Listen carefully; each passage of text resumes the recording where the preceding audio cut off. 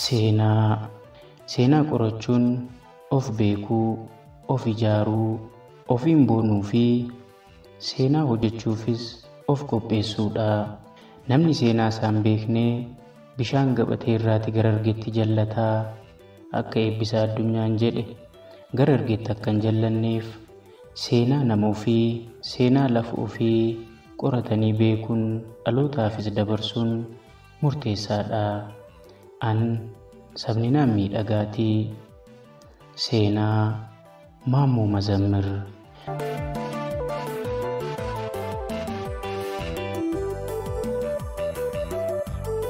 Maammoon Mazammir eenyu? Abbaan ijoollee lamaa, barreessaan tiyaatira Oromoo jalqabaa, barattoota ciccimoo sadarkaa lammaffaa keessaa leenjii barsiisummaaf filatamee barsiisaa kan ta'e, miseensi waldaa Maccaaf Tuulamaa hangafaa, dubbisaan kitaaba seenaa fi siyaasaa, digirii jalqabaa barnoota seeraa yuunivarsiitii Finfinnee irraa kan eebbifame, gaafa du'a isaa morma isaatti wadaroon Oromoon kan kaa'ame, Birgaadir Jeneraal Taaddasaa Birruu biraa duuti kan itti murteeffame, siniimaa Finfinnee seenee boombiin namoota 21 kan madeesse Maammoon Mazammir eenyu?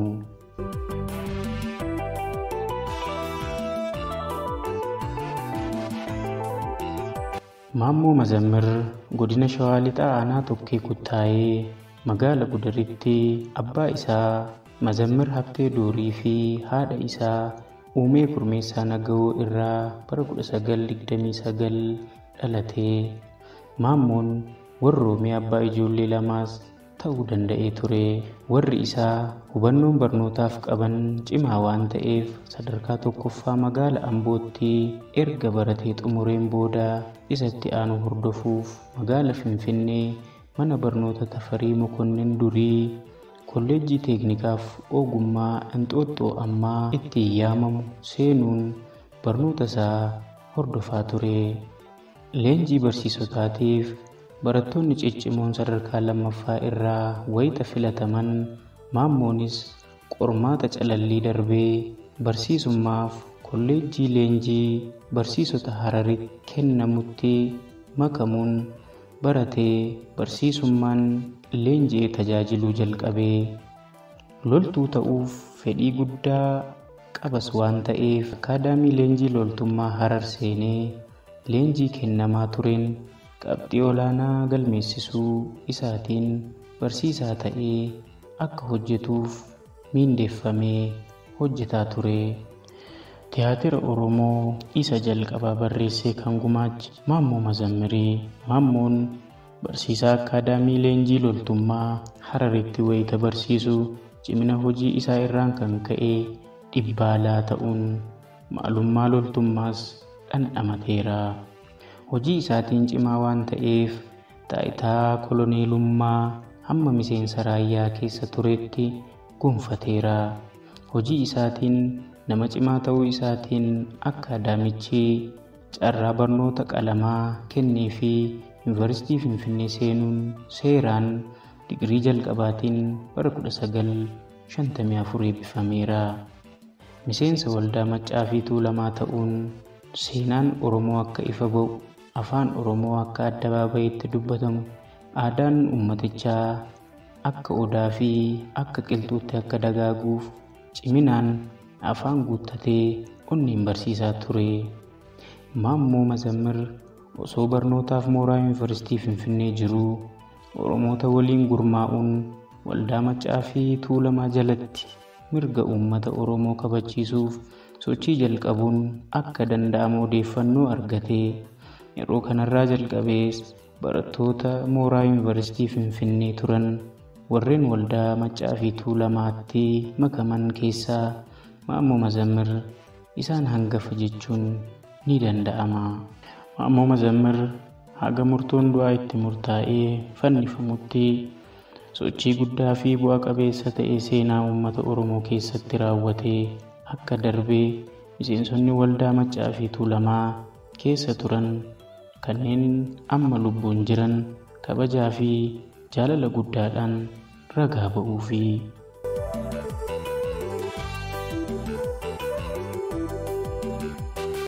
Maammoo Mazammir bara jireenya isaa harka caaluu kitaaba seenaa fi siyaasaa dubbisaa kan dabarsee fi uummata Oromoo cunqursaa jala jiruuf sagalee ta'uudhaan waltajjii garaagaraa irratti falmii ciccimoo taasisaa akka ture michuun isaa obbo Tasfaayee Dagaagaa ragaa ba'u.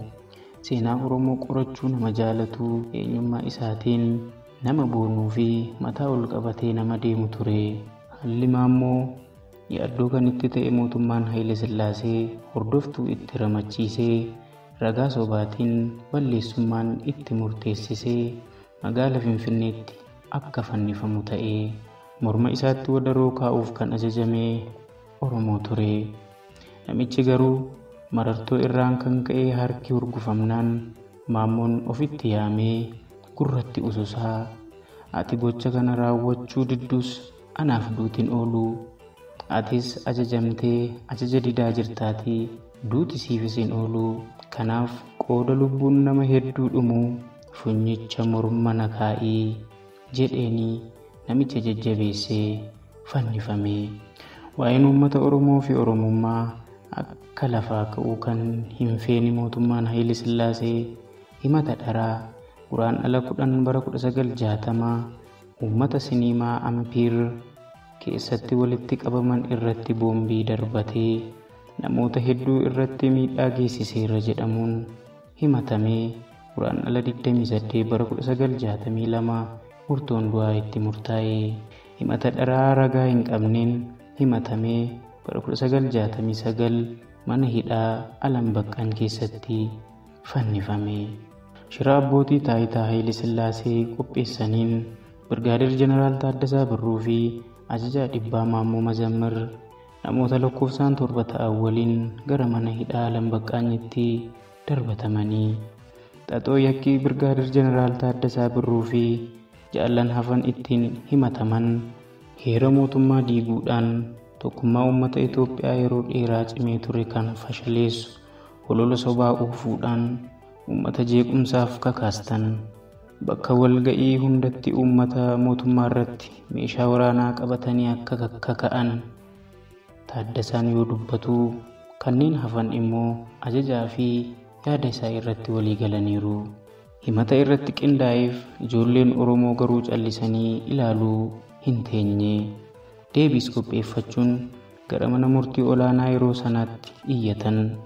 Bilisummaa uummata tokkoo wantoonni guutuu akka ta'u godhan baay'ee ta'anillee qabxii guddaan garuu seera baheen murtii madaalawaa walqixa fayyadamuudha. Carraa koo haa ta'u yookaan waanan sanyiidhaan adda ta'eef ta'ee hin barree dur Itoophiyaanonni kanneen biroo hanga har'aatti seeraan ajaja girmaawii mootii mootichaan kennamutti fayyadamaa turanii. Anaaf waan kun hin fayyadne himatamuu fi hidhamuun koo na gaddisiisuu irra darbee warreen ana fakkaatan illee abdii kan kutachiisudha. Heera mootummaa keeyyata 3A irratti akka ibsutti muduu fi aangoo irraa buusuu kan danda'u mootii mootichaa qofa jedha. Seera adabbii lakkoofsa 126 gulantaan kan mulqamu ajaja mana murtiitiin jedhee lafa kaa'a. Kan koo garuu kanaan ala aangoo himatamtoota kiyyaatiin qofa gulantaan koo akka waan narraa mulqameetti uummata Itoophiyaaf gaazexaadhaan ibsame.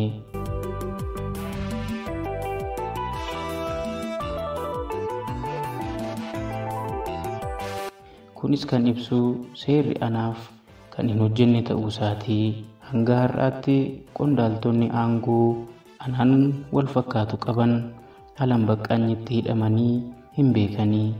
Ana irratti garuu dabni kun narratti raawwate Alam Baqqaanittan hidhamee argama. Daba kanas kabajamoo mana murtiitti iyyadheen achitti hidhamuun kee sirriidha jedhee murtiidhaan akkan jiru ni yaadatama.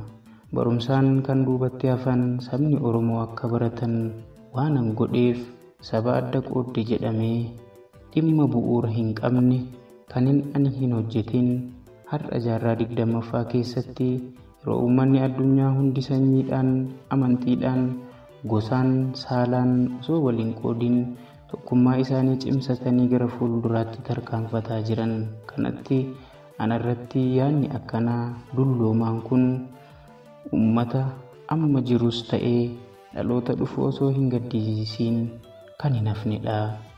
Manni murtii olaanaa garuu faallaa iyyata isaatiin Birgaadeer Jeneraal Taaddasaa Birruu fi Ajajaa Dhibbaa Maammoo Mazammir du'aan akka adabaman, kanneen hafan 6 ammoo hidhaa cimaa waggoota garagaraatiin akka hidhaman murtaa'e. Murtii du'aa kan mirkaneessu yookaan raggaasisu mootii Haayile Sillaasee waan ta'eef kanneen biroo akkuma jirutti mirkaneesse. Kan Birgaadeer Jeneraal Taaddasaa Birruu murtii du'aarraa gara hidhaa umurii guutuutti jijjiiree fi murtiin Maammoo Mazammir akkuma itti cimetti itti fufee walakkaa bara 1962 mana hidhaa Finfinneetti argamu Alam Baqqaan jedhamee waamamu keessatti akka fannifamee du'u taasifame. Onkololeessa 23 bara 1959 yaalii fonqolchaa taasifame irratti Oromoo fi miseensa waldaa Maccaa fi Tuulamaa keessaa warreen himatamaniiru jedhaman Birgaadeer Jeneraal Taaddasaa Birruu walitti qabaa, Birgaadeer Jeneraal Daawit Abdii miseensa, Leetanaal Kooloneel Alamuu Qixxeessaa miseensa, Ajajaa Dhibbaa Maammoo Mazammir qabu yaa'ii, Loltuu Lammeessaa Boruu, Dhukaasa Matarayyeesii fi miseensa, Obbo Seeyfaa Tasammaa miseensa, Obbo Daadhii Fayisaa miseensa, Obbo Mokonnin Wasanuu miseensa, Obbo Hayilamaariyaam Gammadaa miseensa himatamaniiru. Ilmaan Oromoo kanneen onkololeessa 12 bara 1959 fi onkololeessa 29 bara 1959 mana jireenyaa Birgaadeer Jeneraal Taaddasaa Birruutti wal ga'anii mootummaa Haayile Sillaasee aangoorraa buusuuf meeshaalee waraanaas qopheeffatanii guyyaa ayyaanaa dhaloota Haayile Sillaasee eeggachuun balaa qaqqabsiisuuf turanii. Guyyaa dhaloota mootichaas onkololeessa 23 waan tureef bara 1959 miseensota fonqolcha maatichaa irratti raawwachuuf qophaa'an galgala toora sa'aa 1:30 konkolaataa hojii Birgaadeer Jeneraal Taaddasaa Birruu yaabbatanii masaraa seenan. Kabaja ayyaanichaafis loltoonni Kibur Zabeenyaa agarsiisaa fi eegumsa qophichaaf taasisuuf qophaa'anii turanii. Loltoota kanneenis kan ajaju Taaddasaa waan ta'eef rakkina tokko malee dhimma ka'aniif raawwachuun isaanitti hin ulfaatu ture. Haa ta'uutii ajajaan eegduu masaraa loltootaa miseensa lafoo kan ta'an 50 qopheessuu isaa waan itti himeef eegdonni biroo akka hin barbaachifne itti himee yaadni kaayyoo isaanii fashaleessuu duubaan ka'ee isaan gaddisiise. Jaalleewwan kaayyoon jalaa fashalaa'ee manatti deebi'anii maatii isaaniitti nagaa erga dhaamanii bosona Subbaa Mannaa Gashaa seenan. Kunis onkololeessa 23 bara 1959 ture. Hamma galgala Sadaasa 4 1959ttis achuma turanii qeesii Madaanaalamii Mannaa Gashaa erguun mootii Haayile Sillaaseen araara uumanii guyyaa biroo eeguutti ka'anii.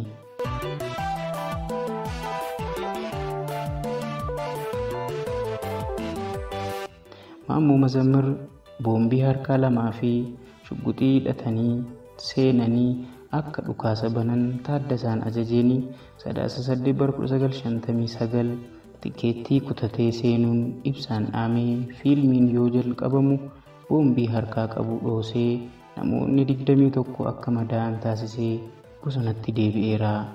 Taaddasaan bosona seenuu isaatiinis eegumsi masaraaf taasifamu harka 3 akka dabalu ta'ee eegdonnii fi jaalleewwan hooggantootaa dachaan dabalaniiru. Balaa qaqqabuu danda'u sodaachuun bataskaana Haayile Sillaaseen itti waaqeffatutti hordoftoonni amantichaa gaafa seenan sakatta'insi cimee taasifamaa ture. Sadaasa 5 bara 1959 hamma Sadaasa 13 bara 1959tti bosona ganda qonnaan bultootaa Meeccaa Ceerrachaa eega turaniin booda qabamanii mana murtiitti dhiyaatanii. Sadaasa 1959 hamma adoolessa 26 bara 1960tti falmaas turanii. Turtii ji'oota 23 booda adoolessa 26 bara 1960 mana murtiitti dhiyaatanii murtoon irratti laatame. Murtoon laatames Birgaadir Jeneraal Taaddasaa Birruu rasaasaan reebamanii akka ajjeefaman, Birgaadir Jeneraal Daawit Abdii murtoo hidhaa cimaa waggaa 3 akka adabaman, Leetanaal Koloneel Alamuu Qixxeessaa murtoo hidhaa cimaa waggaa 10 akka adabaman, Ajajaa Dhibbaa Maammoo Mazammir fannifamanii akka ajjeefaman, Loltuu Lammeessaa Boruu murtoo hidhaa cimaa waggaa 5 akka adabaman, Obbo Seefuu Tasammaa murtoo hidhaa cimaa waggaa 10 akka adabaman, Obbo Daadhii Faayisaa murtoo hidhaa cimaa waggaa 10 akka adabaman, Obbo Mokonnin Wasanuu murtoo hidhaa cimaa waggaa 7 akka adabaman, Obbo Hayilamaariyaam Gammadaa sababii dhukkubsatanii hospitaala waan turaniif yoo fayyan murtoof akka dhiyaatan ture. Yaalii fonqolcha mootummaa Haayile Sillaasee irratti bara 1953 taasifameen booda Haayile Sillaaseen garaa hanquu kan qabuuf miseensota Maccaa fi Tuulamaa kanneen ta'an Jeneraal Daawit Abdii, Birgaadir Jeneraal Taaddasaa Birruu fi Shaambal Maammoo Mazammir irratti ture.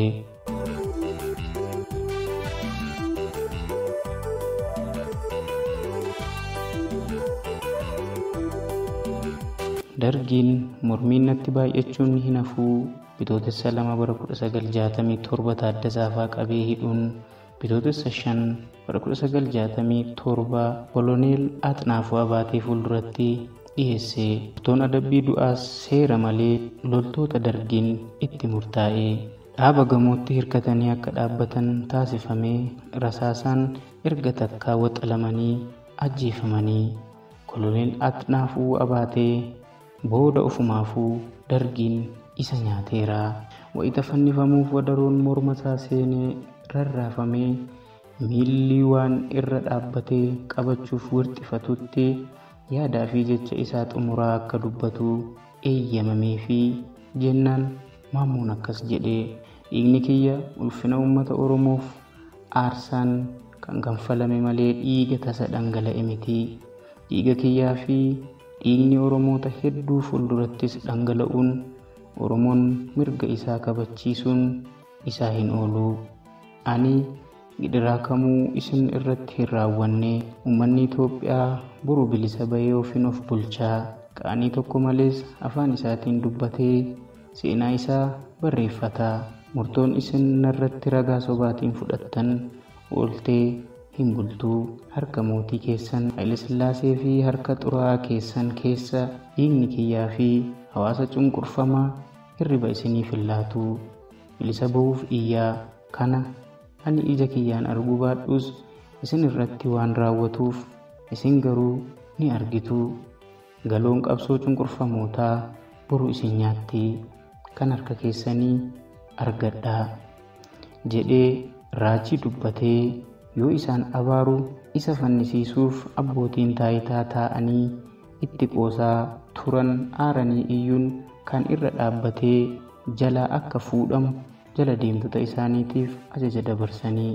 Wadaroon mormaa Maammoof uumamte kokkee keessa isaa seentee hafuura akka hin baafanneef dhiphistee lubbuu keessaa baaste. Oromoonni bara sanaa qabsoo Oromoo fiixa ba'uu dadhabeen yaadda'anii fi gaddanii waaqa isaan uumetti mufatanii. Nafxanyoonni sirna Haayile Sillaasee geggeessan yaaddoon nurraa buutee fi sichi mataan Oromoo gadi cabeen gammachuun guutamanii bakkicha gadi lakkisanii deemanii.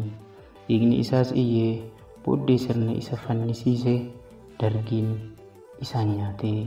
Egaa seenaan Maammoo Mazammir kana fakkaataa. An sabni miidhagaatii seenaa biroon hanga walitti deebinutti nagaatti.